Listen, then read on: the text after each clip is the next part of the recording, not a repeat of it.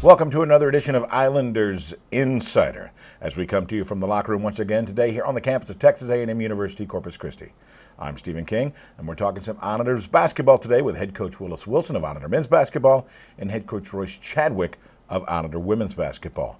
We also have a special feature focusing on strength conditioning and the sports performance clinic hosted here at Texas A&M University, Corpus Christi. Right now, let's talk some men's hoops with the head coach, Coach Willis Wilson. Coach, how are you? Doing well. How are you? Very good. First off, congratulations this past week. Picked up a couple wins over in-state rivals in Texas State and UTSA. Last season at this point, you were 3-6. Now you're 7-2. Nice improvement from one season to the next. What are the residual effects of getting off to a fast start? Oh, there's countless things. I think the most important thing that every coach hopes for is to build confidence in their basketball team. When you're winning, you tend to be able to fix and work on things with a lot less pressure. When you're losing, in the situation that we were in a year ago, every possession is so much more magnified, and it's really difficult for players just to relax, take the coaching, take the instruction, make the adjustments, make the changes. But when you're winning, everything just seems to flow a lot better, and it allows for more interaction. It allows for us to be able to address things, even the harsh things, the challenging things that you have to address tend to flow a lot more smoothly when you're winning. In these in-state rivalry games, which I mentioned, Texas State and UTSA, obviously they're vastly important not only for your current record, but for other reasons as well, such as recruiting. Would you agree with that statement? Well, I think the early schedule that we've had so far has been beneficial to our program overall. Having a chance to play at Texas and at Texas A&M, sure. And then you cap that off with games like the ones that we played this past week against Texas State and UT San Antonio. It brings a level of visibility for our program in the state. A lot of people aren't familiar with Corpus Christi and where we are down here in South Texas, but it just brings so much attention. It gives announcers and the media and pundits a chance to talk about our university, to talk about the players in our program, our coaching staff. It breeds familiarity and all the way around, especially when you're winning and playing good basketball. It certainly puts a positive spin on all those things. No doubt. Now, defense, of course, has been the key for your team's success to this point. In the 5-game streak prior to the UTSA win, your team held opponents under 40% shooting. Now, the only reason that streak is not still alive is because they hit a meaningless half-court buzzer beater at the final horn. What have we done to be so successful in keeping opponents' shooting numbers down? Well, we probably need to go back and look at that play because it was awfully close. But that being said, our defense has been very good in the early going of the season. It was one of the things that we really tried to focus on coming into this year. When we talked about the results that we had the last 2 years in the months of November, December, we felt like we really needed to do some things in a different way. A lot of that was really dialing in and paying more attention to the defensive aspect of what we're doing on the floor, and I think that's been the main difference. We're doing a really nice job with our rotations, doing a nice job with our coverage. We're doing a better job in the last 2 or 3 basketball games of rebounding the basketball. Rashawn Thomas, junior on your program, he had another outstanding outing, plain and simple, finishing with matching a career high of 30 points, and just missing his 4th double-double of the season as he pulled down 9 boards on the night. He has skills to be successful. There's no doubt about that. He has the physical traits. But beyond that, what intangibles does he possess that allows him to be this good? Well, the intangibles really are his main attributes. They're almost the things that you can wrap your hands around. He is so ultra-competitive. He's a guy that loves to play basketball and he loves to compete, and I think that's the number one thing that makes him a great player. Now you combine that, and we've talked about this before, as an example, the weight loss can be a little bit of a metaphor for the shifts that he's made in his basketball game. His focus, his attention to detail, his willingness to work and improve. And again, when you lose that much weight in that that amount of time over a 4-month summer, it just shows his dedication to the things that he's doing. And I think when you combine all of those things, you get a guy that every day you got to deal with. And the one thing about Rashawn is that even on the days that he's not scoring the ball and doing things in terms of stuff in a stat sheet, you've got to pay attention to him, and that just opens things up for other guys. Oh, there's no doubt. Now, you can easily measure Rashawn's contributions with statistics. There's no doubt. But another Islander had a stellar night doing things that aren't necessarily noted on a stat sheet. How good was Dale Francis against UTSA? Well, Dale Francis is the one guy that he kind of is another metaphor for a basketball team. When he does good things for our team, there was a genuine excitement from the bench, from the guys on the floor. He's inspiring, and he just plays with such a motor on the defense. He's a guy that takes a lot of pride in killing plays. He takes a lot of pride in getting on the floor for loose balls and creating havoc on the defensive side. Saturday against UTSA was a night that he did a nice job on the glass. The numbers weren't overwhelming, but it was a significant contribution at key times. And he didn't get the nickname Dooley from Coach Yafet King for no reason. He's a big wide-body truck that he's hard to move around, but he can get the job done for us. He doesn't mind moving it around himself, though, and letting people know that he's in the area. No, and he just plays with that motor and a level of aggression that you love to see, especially when you have a guy like that coming off the bench who can contribute for you. Even with our success, I don't believe this team still has been clicking on all cylinders yet. And how many nights would you say that Rashawn and senior Bryce Duvier have been at their best at the same time? Have they ever been at the best at their same time? And when they are, is there a better front court in the Southland? That's a great question. I don't know that we've seen that this year. I thought there were glimpses of that a year ago where we had some moments where both those guys played very well and played well together. I think we've had flashes of that. They do a very nice job of partner passing and playing in sync, but it's been one of those odd years where one of those guys has been in foul trouble, if not both. If we can find a way to capture that rhythm and keep those guys on the floor together, I think they will be one of the best, if not the best, front courts in our conference. You know, we have the holiday break coming up. How important is it for the team to kind of decompress momentarily, you know, and spend some quality time with family, and then back to basketball? How challenging is it to get them refocused and ready for the next outing? You know, every team's different and every team has its own personality. This is a group of guys that loves to compete and loves to play basketball, and so getting them back on the floor, we haven't had a lot of issues in terms of getting them in gear. I think sometimes they're a little bit giddy and so anxious that we have to kind of wade through things and reestablish our focus, but kind of dialing in our principles, 5 O's and 5 D's, really helps and goes a long way for our guys to get refocused. It's a long year, and so over the course of my coaching career, I've always believed in having multiple week breaks in the season. I think those are very beneficial. It allows you to really kind of focus in on the things that you need to focus in on at various points of the year, whether it's rest, whether it's improving offense or improving defense, whether it's conditioning, whether it's getting more reps for a number of different guys, whether it's getting somebody back on the court who's had an injury, those kind of things. And so I think the breaks are always good. Coach, big start, great start. Let's continue the momentum. Good luck to you, sir. Thank you. Willis Wilson joining us here once again in the locker room. When we come back, we have a special feature focusing on Islander strength and conditioning and their sports performance clinic hosted here at Texas A&M University Corpus Christi. More to come on Islanders Insider. I'm Christy Felice, and I am the Director of Brand Engagement for the Houston Astros. Texas A&M University Corpus Christi has absolutely helped get me to where I am today, and it is a small campus with large opportunities. You should definitely choose Texas A&M University Corpus Christi. 97% of A&M Corpus Christi graduates will be working or in graduate school upon graduation. Texas A&M Corpus Christi. Discover your island. Visit us today at tour.tamucc.edu. My family has been growing crops here since the late 1800s. We're Texas farmers through and through, and that's why we love HEB. They've been supporting local farms like ours for generations. They buy more of our corn than anyone else in Texas. Over 10 million pounds annually, and they use it to make great products like HEB corn chips. So when you try them, you're eating a little piece of Texas. We're the Sawdoff family, and this is the locally grown department at H-E-B. No store does more than my H-E-B.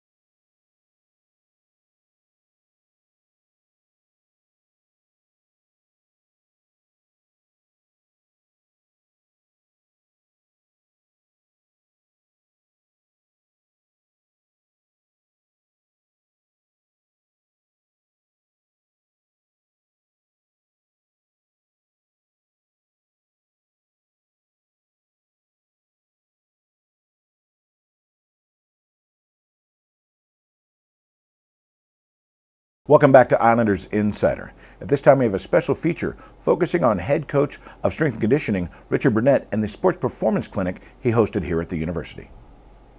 Having these clinics and these educational opportunities as tools and outlets for sport coaches and young athletes is more than just a community thing, or it's bigger than that. Really, it's a movement for better quality practice, better strength and conditioning methods and application for the younger population.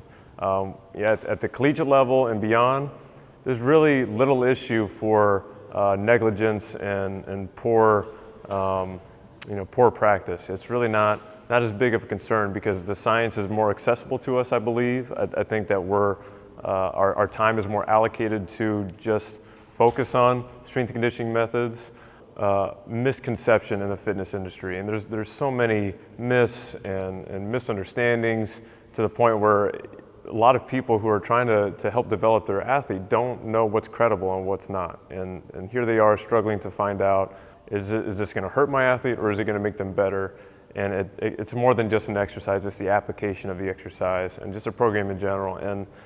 And we've been there, as strength coaches, we've been there as athletes, and we know a lot of the issues that they're having, and we're just wanting to quickly get in there and say, hey, don't redirect them. Like, you're going down this path, don't follow that magazine or that resource. Let's guide you over this way to where the principal strategies and methods are a little bit more credible and have been proven and are backed by science. We were very blessed to have a lot of great speakers this weekend at the clinic. One of them being Ed Costner, who has a wealth of knowledge. He had worked with the San Antonio Spurs, had been at the highest level of international rugby, was a rugby player himself. So he brought a completely different thought process to training itself, and it was a way for all our attendees to view different perspectives in training, and not only why we train, but how we train specific ways and for sport-specific performances.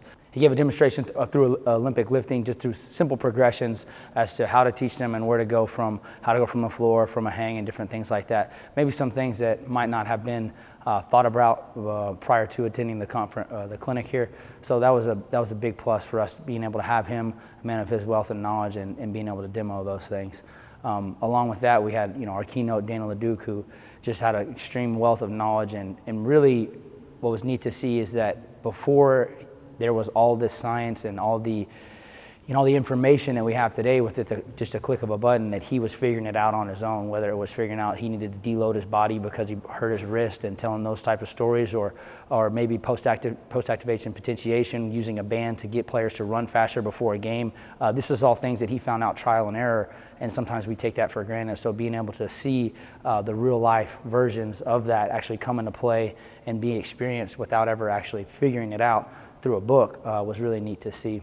One of our other great speakers that actually led the conference off was Dr. Don Melrose, and he spoke about the beliefs, myths, and bad practices that are in strength and conditioning, and just in training in general.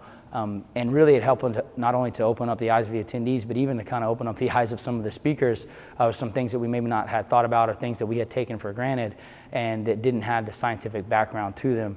So he took the science, he placed it, and he put it in order and allowed everyone here in attendance to see that just because somebody says something or puts it up on a YouTube video, that it might not be the most correct thing that's going on right now. And he used the science to back that up. And it was just a real blessing to be able to have him here. He's part of the university. He put together an amazing topic, an amazing presentation that normally you would have to sit in a classroom in one of his classes to hear him speak about that, and he chose to come out on a Saturday and go ahead and provide us with that information and that knowledge, and it was really exciting to have that done. One of our most in-depth presentations was probably our head strength conditioning coach, Richard Burnett. He went into the different principles of power, how to break power down, what power really is. It's a term that's used quite often in coaching in general: be more powerful, explode through, be powerful. And a lot of times the coaches don't really know what they're asking their kids to do. So having this presentation was extremely beneficial from the sense that now a lot of the coaches will understand this is what I'm actually asking my athlete to perform and what actually goes into producing that power. So it was a great presentation. It was a great topic that he spoke on, and it's something that I think needed to be talked about, especially when we're speaking to the athletic population and creating more of a performance-based atmosphere. I was also honored to speak at the Sports Performance Clinic. Head coach Richard Burnett asked me to speak on a topic that's near and dear to my heart, and that's the championship mentality. It's something that I think gets overlooked at times whenever we're talking about training or whenever we're asking our athletes to do certain things. We forget that it's not just asking their bodies to perform, but actually having their minds completely bought into the process of what we're asking them to do. And if their mindset isn't correct, if they're not in sync with their bodies, and sometimes we lose focus on what we're actually asking them to do. So in doing that, I tried to set the tone and the difference between the way that men and women think, the way that we can motivate men and women, and then how we can continue to motivate ourselves as coaches, to continue to push ourselves to become better coaches and to push our players and our athletes to become the best players that they can possibly be. So we're all holding ourselves to a standard that is equivalent to that of excellence on a daily basis. Lung cancer is the leading cancer killer in both men and women. Because most cases are diagnosed in the most advanced stage, early detection is the key to survival.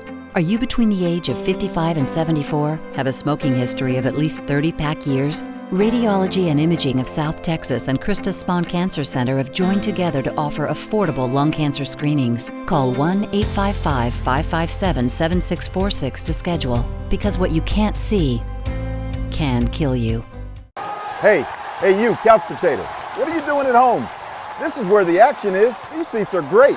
I can even yell at the coach from here. Hey, coach! Hey, coach, these are great seats. I know, and it's a great game too. I wish I could sit here. Hey, who's coaching the team? Islanders basketball season tickets are on sale now. Call 825-BALL or visit GoIslanders.com to order yours today.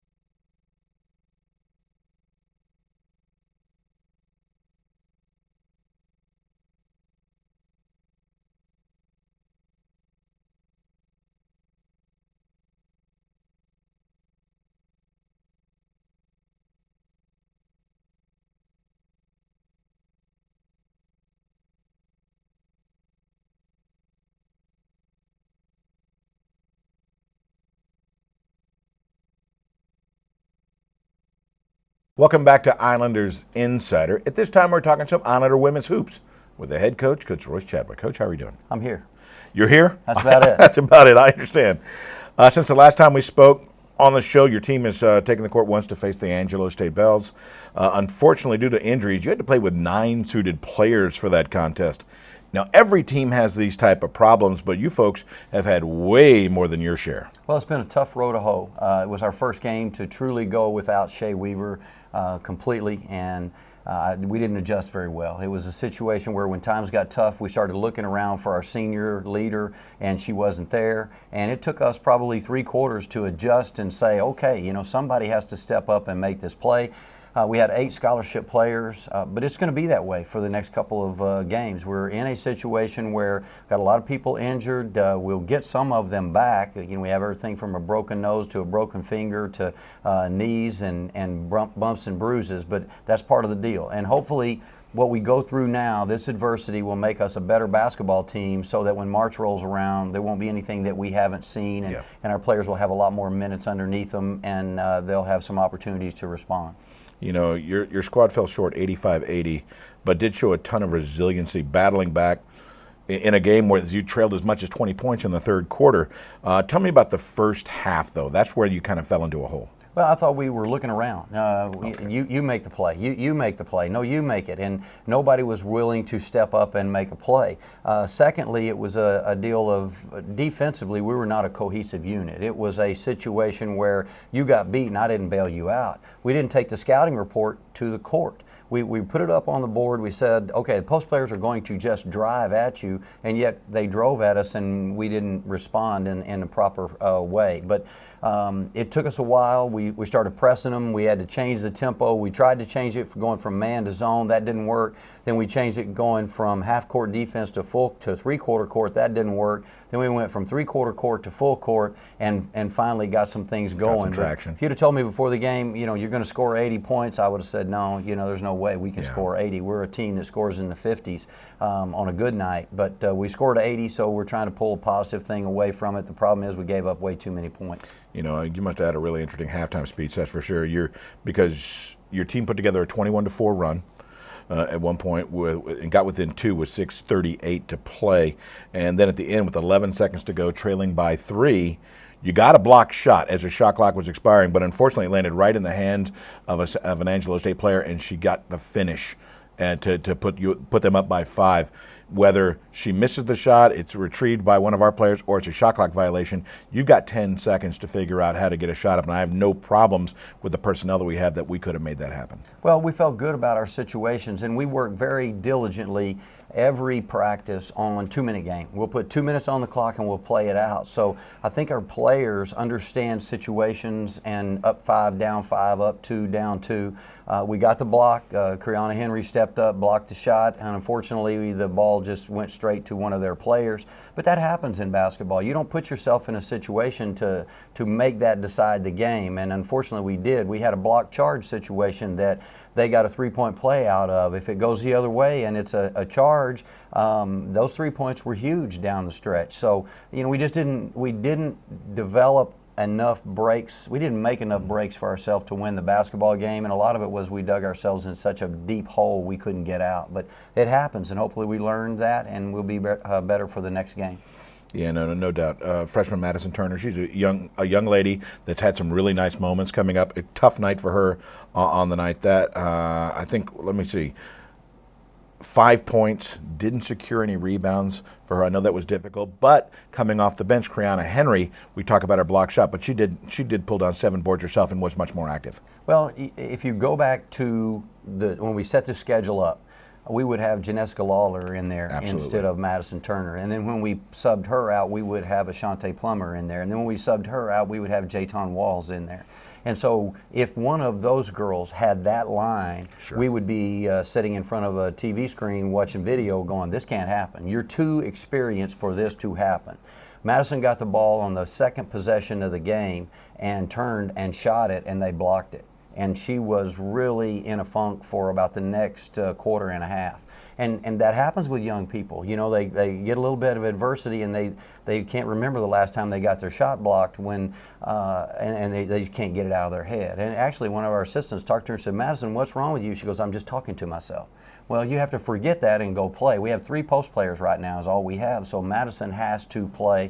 Hopefully she'll get an education from that. You know, there were some positives, though, and I'll ask you more about that. And apparently, you know, junior Kamisha Davis, she has come out of her shell, 23 points, 12 rebounds. She had a big night. I had an old coach tell me once, the new flowers won't grow in the flower bed till you pull the old ones out. Well, we've done that. We had 5 seniors when we started this year. 4 of them are out with injury, and 3 of them won't be back this year. So we'll have maybe 2 seniors for the rest of the year, so juniors have to step up. And Kamisha's done exactly that. She's played with a toughness and an unrelenting disposition that I think is really helping our team. It's a play that we always felt that she could bring our team, but she's not done it for the fact that somebody else can do it for me. O'Shea will get that, or Ashante will get that, or Janessa's got that, or Shoals. Well, none of those people are healthy and can play, so you got to go, and she's done exactly that. Well, again, just happy holidays to you, and best of luck as the season continues. Thanks, Stephen. Royce Chadwick joining us here in the locker room.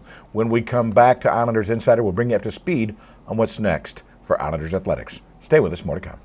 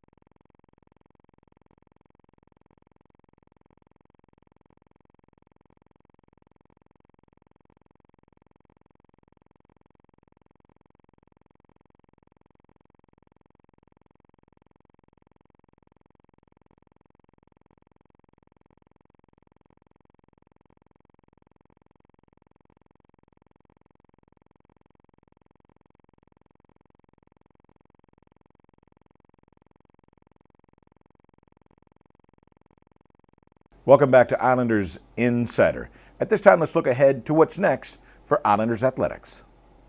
Islander women's basketball will take the court at the Dugan Wellness Center on Thursday the 17th at 7 o'clock as they host the University of Houston Cougars.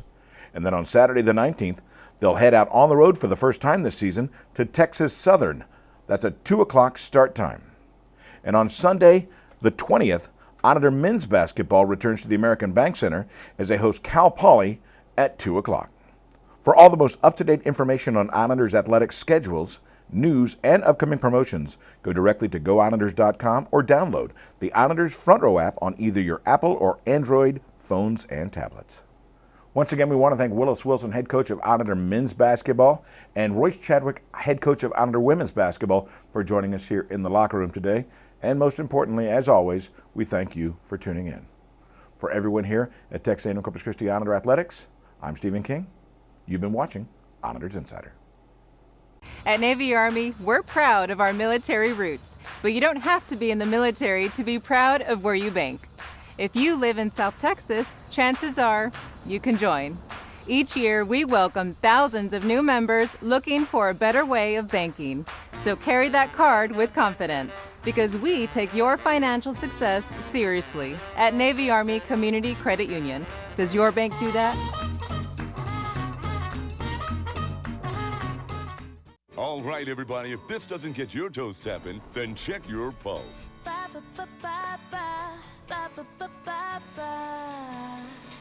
The joy of cola.